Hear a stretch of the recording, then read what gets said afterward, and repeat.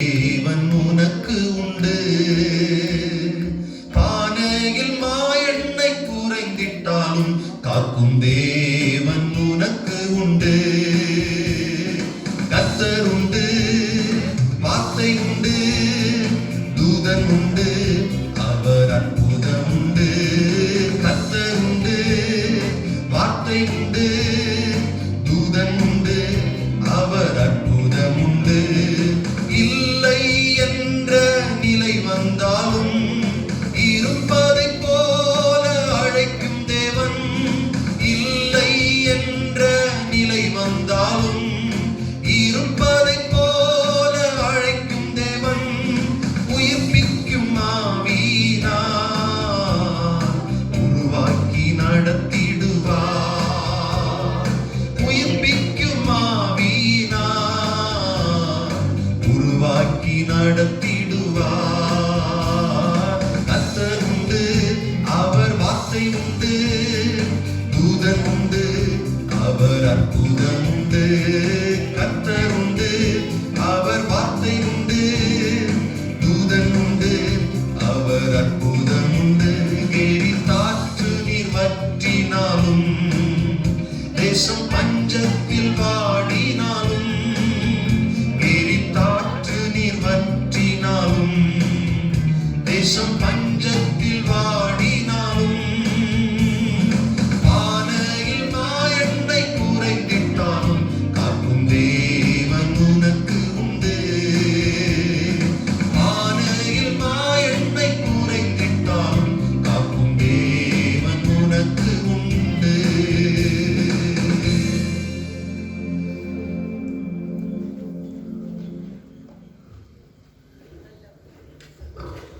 Hallelujah. कितने लोग खुशी में हैं? हालेलुया। परमेश्वर की पवित्र नाम की महिमा हो। पिछले 6 महीना तक परमेश्वर ने हमको अद्भुत रीति से संभाला और रक्षा किया, सुरक्षा किया। इस 7वां महीना में परमेश्वर ने हमको प्रवेश होने के लिए हमारा जीवित परमेश्वर यीशु मसीह ने अनुग्रह किया है। इसलिए मेरे प्रिय लोगों, हमारा प्रभु यीशु मसीह आज भी जीवित है। हमारा यीशु मसीह मरा और तीसरा दिन जी उठा। सचमुच सारे मानव लोगों के लिए इस संसार में फैले हुए सारे मानव लोगों के लिए यीशु मसीह पृथ्वी पर आया और मरा, जी उठा। वो परमेश्वर आज भी जिंदा है। Hallelujah, hallelujah. எல்லாரும் வேகமா சொல்லுங்க ஹalleluya. சகல போடி ஹalleluya, ஹalleluya, ஹalleluya. நாம் ஹalleluya சொல்ல சொல்ல சொல்ல தேவனுடைய வல்லமை பெருகும், பிசாசுடைய கிரியைகள் ஓடியே போகும். हम हालेलुया बोलते बोलते रहते समय में हमारा जीवन में रहने वाला सारे दुष्ट आत्मा का शक्ति जो है वो इतना दूर हो जाएगा। जहां तक हालेलुया का शब्द सुनाई देगा वहां तक शैतान खड़ा रहेगा। इसलिए मेरे प्रिय लोगों, परमेश्वर को हालेलुया बोलना कोई गलत नहीं। हालेलुया। अभी आपका मालिक ने एक परमेश्वर का दास एलिया के बारे में अच्छा तरफ से आपको समझाया था। मैं आपको समझ में नहीं आया होगा, लेकिन मैं आपको थोड़ा करके मैं आपको बताने के लिए मैं चाहता हूँ। मेरे प्रिय लोगों, आज उस वचन को पढ़ेंगे। आपका मालिक ने जो पढ़ा था पहले राजा का 17 अध्याय का पहला वचन मैं आपको पढ़ता हूँ। पहले राजा 17 अध्याय का पहला वचन। और दिसबी एलिया जो किला के पर्वतों में से था, उसने आगाब से कहा, इस्राएल का परमेश्वर यहोवा जिसके सम्मुख में उपस्थित रहता है, उसके जीवन की शपथ इन वर्षों में मेरे बिना खगे न तो मैं बरसेगा और न तो ओस बरसेगा। मेरे प्रिय लोगों, ये परमेश्वर का दास एलिया ने क्या बोल रहा है? एक इस्राएल का राजा आगाब, वो इस्राएल के राजा, पहला राजा शाऊल था, उसके बाद दाऊद था। इसी प्रकार एक एक कदम होते ये आगाब का राजा, ये 7वां का इस्राएल का राजा था। ये इस्राएल का लोगों को जीवित परमेश्वर को आराधना करने के लिए जो परमेश्वर ने राजाओं को नियुक्त किया था, लेकिन उन्होंने जो आगाब ने क्या किया था, जो मूर्ति को प्रणाम करने के लिए पागल, ऐसा एक परमेश्वर को प्रणाम करने के लिए सारे लोगों को वैसा शिकायत कर दिया। और सारे देश में जो पागल का जो मूर्ति को वहां यहाँ खड़ा करने लगा। मेरे प्रिय लोगों, वो इस्राएल का देश जीवित परमेश्वर को आराधना करने वाला वो देश होकर रहना चाहता। इसलिए ये परमेश्वर का एक दास एलिया को परमेश्वर ने वहां पर भेजा। इस्राएल राजा आगाब के पास भेजा गया था। उस आगाब का राजा को देखकर कहने लगा, मेरे बोलने का बिना इस देश में बारिश नहीं आएगा और ओस भी नहीं गिरेगा।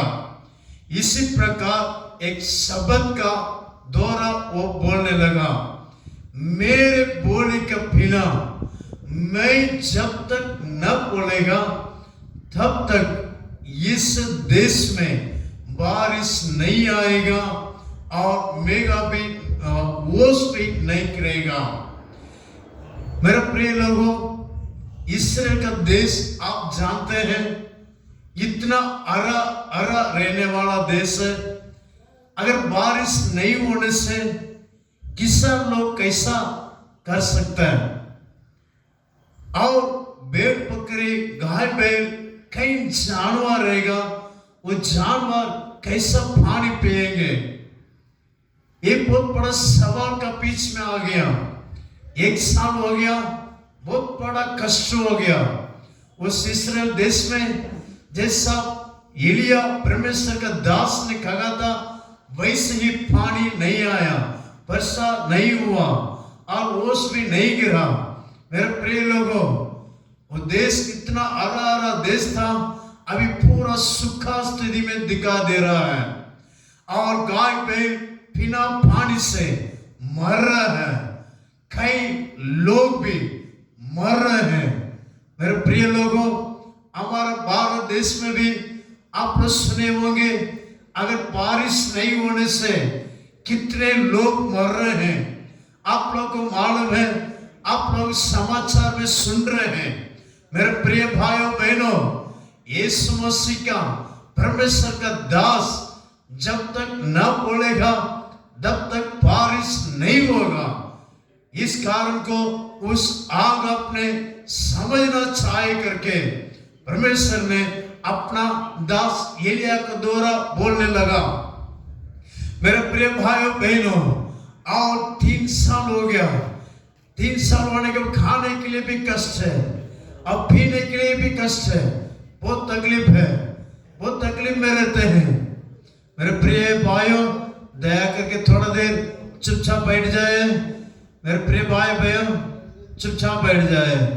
हालेलुया। थोड़ा आपके पास में रहने वाले लोगों से बातें मत करें, आपके साथ बगल में रहने वालों को भी तकलीफ हो जाएगा। इसलिए दया करके आप अभी थोड़ा देर में आपको छोड़ दिया जाएगा। हालेलुया। थोड़ा देर में आपको छोड़ देंगे, केवल 10 मिनट के अंदर आपको छोड़ देगा मेरे प्रिय भाइयों। लेकिन सारे इंसान लोग भी खाने के लिए कुछ भी नहीं है, पीने के लिए कुछ भी नहीं, और पूरा नाले पूरा सूख गया। लेकिन परमेश्वर का दास के लिए परमेश्वर ने एक जगह में जाकर बैठो, वहां पर पानी आएगा। वहां पर पानी मिला, एक घेरित का नाले के ओर पर वो बैठ गया। थोड़ा दिन तक वहां पर पानी आया, और खाने के लिए उसको कौवों को परमेश्वर ने आज्ञा दिया था। सवेरे प्रति सवेरे उसको भोजन और मांस और सब कुछ जो कुछ उसके चाहिए था खाने पीने के लिए सवेरे और शाम को उनको लेकर आया था। मेरे प्रिय भाई बहनों, परमेश्वर ने अपने लोगों को जो जीवित परमेश्वर को माना जाते हैं, अपने लोगों के लिए परमेश्वर ने पूरा अद्भुत रीति से उनको खिलाएगा। देश में कितने आकल होने से भी, इस देश में कितना कष्ट आने से भी, यीशु मसीह को प्रणाम करने वाले लोगों को कोई कष्ट नहीं आएगा। लेकिन कष्ट होकर दिखा देगा, लेकिन उस कष्ट के पीछे में, उस दुख के पीछे में, उस परेशानी के पीछे में यीशु मसीह अपने लोगों को एक आशीर्वाद के साथ, एक सुख, एक खुशी के साथ, एक आनंद के साथ आपको जरूर रखेगा। मेरे प्रिय भाई बहनों, मेरा आवाज सुनने वाले मेरे भाइयों बहनों, जरूर यीशु मसीह को आप विश्वास कीजिए। इस परमेश्वर का दास, देखिए उसके बाद 3 साल होने के बाद परमेश्वर ने बोला जाओ उस सागब को जाके बोलो, अभी मैं बोलेगा वर्षा आएगा। वैसे ही वो इस्राएल के राजा आगब के पास गया, और जिन्होंने बोला बारिश आया। मेरे प्रिय भाइयों बहनों, जैसा परमेश्वर का वचन सत्य है, कभी भी झूठ नहीं बोलता है। परमेश्वर का वचन क्या बोलेगा वैसे ही होगा। इसलिए मेरे प्रिय भाई बहनों, जैसा उस परमेश्वर का सेवक, जैसा वो प्रभु के साथ साथ रहेगा, इस कारण उनका कितने कष्ट आने पर भी उनको प्रभु ने खिलाया। वो जीवित परमेश्वर को माना गया। इस कारण इस बातों को बताने के लिए, आगब का राजा को बताने के लिए वो इसी प्रकार परमेश्वर करने लगा। उसके बाद आगब ने मान लिया एलिया का परमेश्वर है, जीवित परमेश्वर है। एलिया बोलने के बाद बारिश आया, सब कुछ आया। हालेलुया। उसके बाद उस राजा ने बोलने लगा एलिया का परमेश्वर जिंदा है। इसलिए मेरे भाई बहनों, मैं वही बोल रहा हूं, हमारा प्रभु यीशु मसीह जिंदा है, जिंदा परमेश्वर है। उस कितने भक्त लोग आए थे, कितने 33 करोड़ देवता लोग है करके बोल रहे हैं। वो सब पुनीत जो इंसान लोग हैं, एक अच्छे पवित्र लोग हैं, लेकिन उन लोग मरने के बाद क्या करते हैं, उनको भगवान करके माना जाते हैं। मेरे प्रिय लोगों, उन लोग को हम दोष नहीं लगा सकता है। साईं बाबा को देखिए, उन लोग शिरडी साईं बाबा, उनको देखने से वो जब जिंदा था वो भीख मांगकर सभी को खिलाता था, वो कुछ भी नहीं खाता था। उस कारण ये बहुत बड़ा एक पुनीत मनुष्य है, एक पवित्र इंसान है करके उनको माना गए थे। मेरे प्रिय भाई बहनों, लेकिन वो मर गया, लेकिन उसका खबर अभी भी ढापा हुआ स्थिति में रहता है। लेकिन यीशु मसीह मरा, उनका खबर खुला है, क्योंकि यीशु मसीह जी उठा है। वो यीशु मसीह जिंदा हुआ परमेश्वर अभी भी जिंदा है। इसलिए मेरे भाई बहनों, मेरा आवाज को विश्वास कीजिए, हम आराधना करने वाला परमेश्वर मरा नहीं, मरा लेकिन जी उठा, अभी भी जिंदा है। यीशु मसीह को विश्वास कीजिए। मेरे भाइयों बहनों, दया करके आपको जो कुछ कष्ट है, जो कुछ दुख है, जो कुछ परेशानी है, यीशु प्रभु मुझे दया कर, ये आप घुटने ठाकर प्रभु यीशु को बुलाने से यीशु मसीह जरूर आपको कभी भी 24 घंटा में कभी भी आपको सहायता करने के लिए वो आएगा। आपका मालिक ने जैसा बोला, स्वर्गदूत को द्वारा, स्वर्गदूत को द्वारा आपको सहायता करेगा। 24 घंटा आप प्रभु यीशु को पुकार सकता है। लेकिन इमरजेंसी नंबर इन दिनों में हर एक लोगों का इमरजेंसी नंबर रहता है। पुलिस लोगों को बुलाने के लिए 100 और एम्बुलेंस को बुलाने से 101 ना। इसी प्रकार परमेश्वर को आप कभी भी, लेकिन उस नंबर भी कभी ये भी बिजी हो सकता। पुलिस को बुलाने से कभी ये भी बिजी हो सकता, लेकिन एम्बुलेंस को बुलाने से कभी ये भी बिजी हो सकता। लेकिन मेरे प्रिय भाई बहनों, लेकिन यीशु मसीह को आप 24 घंटा कभी भी आप घुटना टेक, यीशु प्रभु मुझे सहायता कर, मैं इस प्रकार परिस्थिति में मैं कष्ट उठा रहा हूँ, मुझे तकलीफ है, मैं बीमार हूँ, इस प्रकार वेदना है, वो भाई ऐसा कर रहा है, मुझे कुछ भी नहीं हो पा रहा है। अगर इसी प्रकार आप कभी भी 24 घंटा में कभी भी यीशु मसीह को पुकार कर देखिए, यीशु मसीह आपको मदद करेगा। पवित्र वचन में ऐसा एक वचन है, यिर्मयाह 33 का 3, वो ये इसलिए मसीह का लोगो बोलने से समझ में आएगा, जो 333 बोलने से यिर्मयाह का 33:3 परमेश्वर को बुलाने का एक वचन है।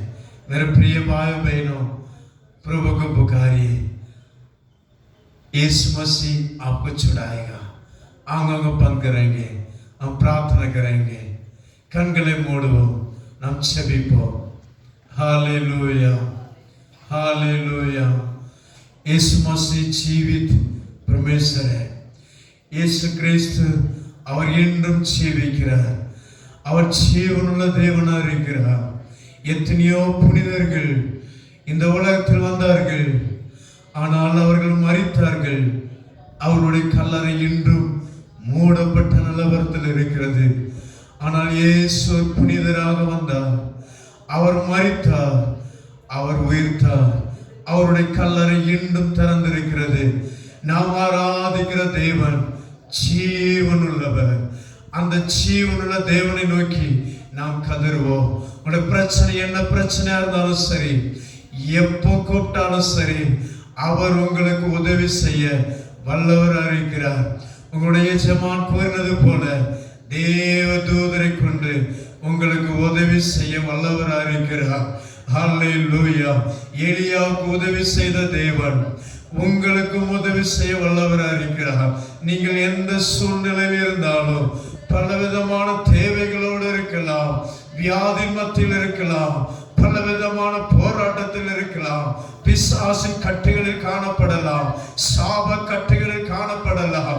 என் அருமையான தேவனுடைய பிள்ளையே, இந்த இடத்தில் உட்கார்ந்திருக்கிற, வேலையை எங்கும் நின்று கேட்டுக்கொண்டிருக்கிற என் அருமையான தேவனுடைய பிள்ளையே, இன்று உங்களுடைய சாப கட்டுகள் மாறுவதற்காக இயேசுவே என்னை ஆசீர்வதிங்கப்பா, என்னையும் விடுவீங்கப்பா, நீங்கள் கூப்பிட அவர் உங்களுக்கு உதவி செய்ய அவர் இன்று ஜீவனுள்ள தேவனாக இந்த கேம்பஸ்குள்ள இறங்கி வந்திருக்கிறார், இன்று இறங்கி வந்திருக்கிறார்।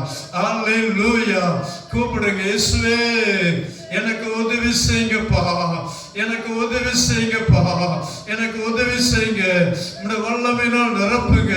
எல்லா பிசாசு கட்டுகள், சாப கட்டுகள், வியாதி கட்டுகள் எல்லாம் ஒளிந்து போவதாக நீங்க சொல்ல சொல்ல இப்பொழுதே தம்முடைய வல்லமை அனுப்புகிறார்। பரிசுத்த ஆவியானவர் உங்கள் உள்ளத்தில் அவர் கிரியை செய்கிறார்।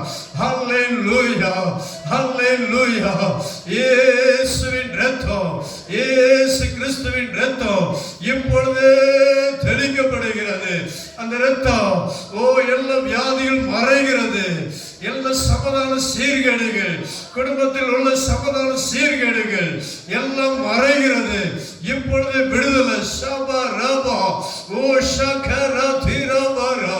இயேசுவே எனக்கு உதவி செய்யுங்கப்பான்னு சொல்லுங்க. உங்களுக்கு உதவி செய்யும்படியாகவே இந்த இடத்துல இயேசு கிறிஸ்து பரிசுத்த ஆவியானவர் தம்முடைய தூதரை கொண்டு உங்களுக்கு உதவி செய்ய அவர் ஆவலாக வாஞ்சியோடு இருக்கிறார். கூப்பிடுங்க. உங்களுக்கு ஒரு விடுதலை. இன்று விடுதலை, இன்று விடுதலை, விடுதலை. இந்த இடத்துக்கு வந்த ஒவ்வொரு தேவ பிள்ளைகளையும் அவர் வெறுமையாக அனுப்புவதில்லை, வெறுமையாக அனுப்புவதில்லை. நீங்கள் ஆசீர்வாதத்தோடு செல்ல போறீங்க. ஒரு புதிய வல்லமை பெற்றுக்கொண்டு நீங்கள் செல்ல போறீங்க. ஓ என் தேவன் எனக்கு உதவி செய்ய மாட்டாரா? இந்த இயேசு என்னுடைய குடும்பத்தில் ஒரு அற்புதம் செய்ய மாட்டாரா? வந்திருக்கிற என்னுடைய பிள்ளைகளே, உங்களுக்கு தான், உங்களுக்கு விடுதலை செய்யும்படியாக, உங்களுக்கு ஆசீர்வாதம் தரும்படியாக தான் இயேசு நம் மத்தியில் வந்திருக்கிறார். கூப்பிடுங்க, கூப்பிடுங்க, விடுதலை பெற்றுக்கொள்ளுங்க. ஹல்லேலூயா, ஹல்லேலூயா. புகாரியே, புகாரியே. இயேசு मुझे सगा देकर, यीशु मुझे सगा देकर मेरे सारे परेशानी दूर हो जाए, मेरे सारे दुख दूर हो जाए. आमीन. शबरबा शबरथिरा बरा शगथरथा. आमीन. சுத்தசகர திரபரபர. நசனா இயேசுவின் நாமத்தினால இப்பொழுதே விடுதலை, விடுதலை. உச்ச தலைமுறை உள்ள கால்வரு ஒவ்வொரு எலும்புகள் பலப்படுவதாக, உம்முடைய ரத்தம் செல்வதாக. எல்லா பிசாசின் கட்டுகள், சாப கட்டுகள் எல்லாம் வெளியேறுவதாக. இந்த கேம்பஸ் விட்டு வெளியேறுவதாக. எல்லா பொறாமையின் வல்லமைகள், எல்லா மந்திர வல்லமைகள் இயேசுவின் நாமத்தினால வெளியேறட்டும். பொல்லாத பிசாசின் வல்லமைகள் வெளியேறுவதாக. அப்பா உம்முடைய நாமம் மகிமைப்படட்டும் ஆண்டவரே. இந்த இடத்துல உம்முடைய பிரசன்னம் உண்டாயிருக்கும்படியா நாங்கள் செபிக்கிறோம். இந்த மாதம் முழுவதும் உம்முடைய ஆசீர்வாதத்தினால் நிரப்பும்படியா நாங்கள் செபிக்கிறோம். அப்பா இங்கு வேலை செய்கிற ஒவ்வொருத்தரையும் நீர் ஆசீர்வதிப்பீராக. ஒவ்வொரு வாகனத்தையும் ஆசீர்வதிப்பீராக. போகும்போது வரும்போது பாதுகாப்பீராக. ஒவ்வொரு நாளும் அநேக செங்கல்கள் அப்பா சேனாகத்தக்கதான் நீ உதவி செய்வீராக. நாம மயப்படட்டும். வேலை செய்யறோட குடும்பம், குடும்பத்தில் உள்ள ஒவ்வொரு நபரும் கருத்தில் ஒப்பு கொடுக்கிறோம். ஒவ்வொருத்தரையும் ஆசீர்வதிப்பீராக. அப்பா சோதர ஐயாவுக்காக செபிக்கிறோம், அம்மாவுக்காக செபிக்கிறோம். அவங்களை பலப்படுத்துங்க. பிரசன்ன கூட இருந்து வழிநடத்தும்படியா நாங்கள் செபிக்கிறோம். மகன் குடும்பத்திற்காக, உங்களுடைய மகனுக்காக செபிக்கிறோம். தேவ ஆசீர்வாதம் ஒவ்வொருத்தர் மீது தங்கி இருப்பதாக. அப்பா அவருடைய பிரசன்னம் எப்போதும் இந்த இடத்தில் தங்கும்படியா நாங்கள் செபிக்கிறோம். நாம மயம்படட்டும். இங்க வந்திருக்கிற பவுலி செய்த ஒவ்வொரு தேவ ஊழியர்களையும் உம்முடைய கரத்தில் ஒப்பு கொடுக்கிறோம். நீர் ஆசீர்வதிக்கும்படியா நாங்கள் செபிக்கிறோம். அப்பா அப்பா சோதரம் ஆண்டவரே, உடைய வசனம் போதித்த ஒவ்வொரு வசனமும் ஆண்டவர் வீணா போகக்கூடாது. ஆண்டவரே 30, 60, 100 பிரதிபலம் தரத்தக்கதாக உடைய பிள்ளைகளுடைய வாழ்க்கை கிரியை செய்யும்படியா நாங்கள் செபிக்கிறோம். ஆசீர்வதியும். தேவ சமாதானம் ஆளுகை செய்யட்டும். உம்முடைய நாமம் மகிமைப்படட்டும். எங்களை தாழ்த்து உடைய கரத்தில் ஒப்பு கொடுக்கிறோம். நசனா இயேசு கிறிஸ்துவின் நாமத்தில் வேண்டிக் கொள்கிறோம் எங்கள் ஜீவனுள்ள பிதாவே, ஆமென். எல்லாரும் சொல்லுவோம். என் ஆத்துமாவே கர்த்தரை ஸ்தோத்திரி, என் முழுமே அவருடைய பரிசுத்த நாமத்தை ஸ்தோத்திரி. என் ஆத்துமாவே கர்த்தரை ஸ்தோத்திரி, கர்த்தர் செய்த சகல உபகாரங்கள் மறவாதே. ஆமென். நம்முடைய கர்த்தராகிய இயேசு கிறிஸ்துவின் கிருபையும் தேவனுடைய அன்பும் பரிசுத்த ஆவியோட ஐக்கியமும் அவருடைய வருகை மட்டும் சதா காலங்களிலும் நம் அனைவரோடு கூட எப்போதைக்கும் இருப்பதாக. ஆமென், ஆமென், ஆமென். ஹல்லேலூயா, ஹல்லேலூயா, ஹல்லேலூயா. எல்லாருக்கும் ஸ்தோத்திரம். கர்த்தர் அனைவரையும் ஆசீர்வதிப்பாராக. ஆமென்.